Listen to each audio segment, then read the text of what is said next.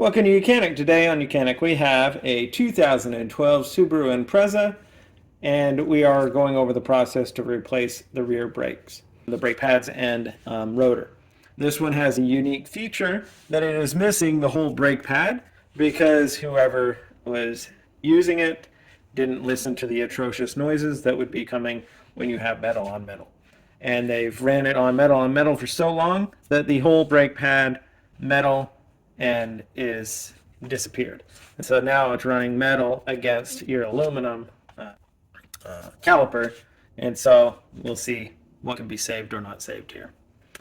So first off, you'll of course want to jack up your vehicle, support it on jack stands, and then remove the tire. And now we have access to the components that we can need to do to be able to replace this rotor and the brake pads themselves.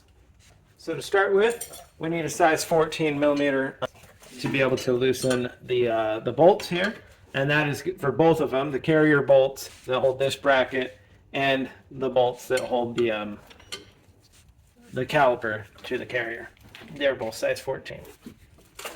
And we need to go the counterclockwise to loosen and to remove the bolts.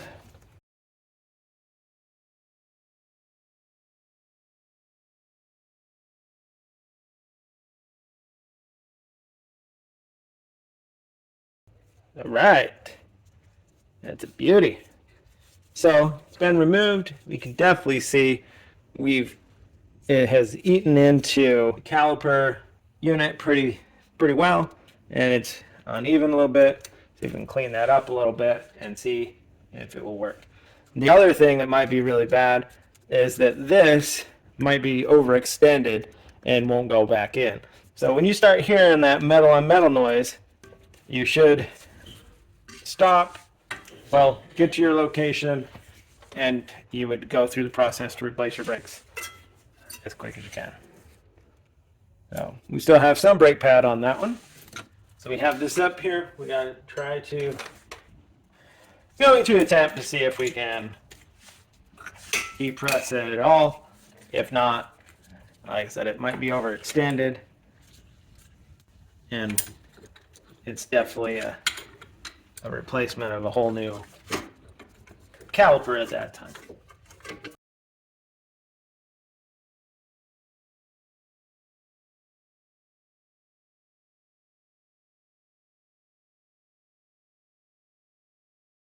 So it is depressing and going in, and it's going in quite easily. So I think we are doing pretty good there.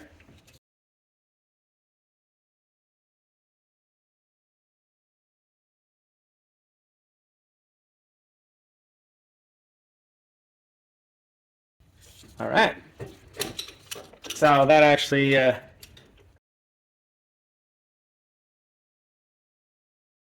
definitely pressed back a lot better than I was anticipating.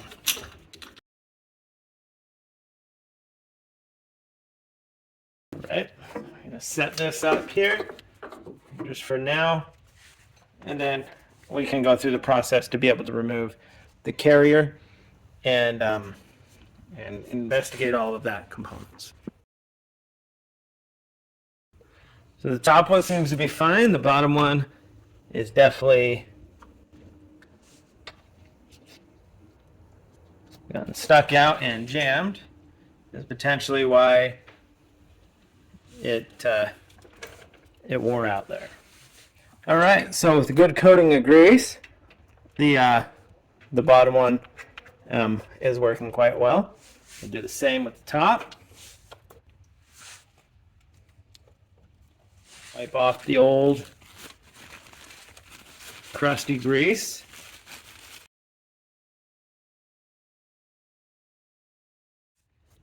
I'm going to apply some good, fresh brake caliper grease.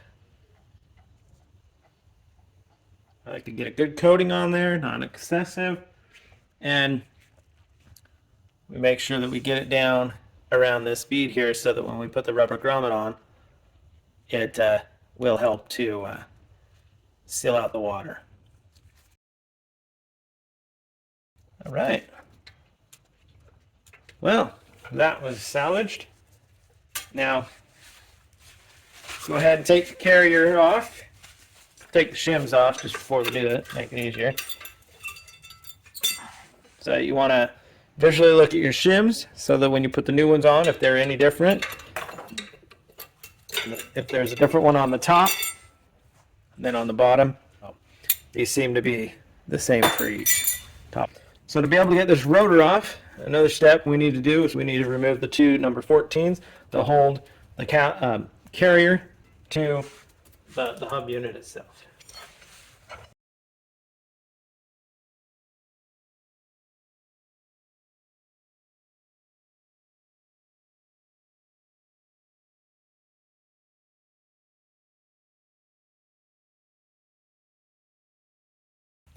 All right, so we remove the carrier, and everything looks good on that. Gonna go ahead and just run a wire brush on the channels here, the top and the bottom. Get as much rust and corrosion off of there. Just a quick brush to get that rust and corrosion off, so that when we put the new shims on, that it's not in the way.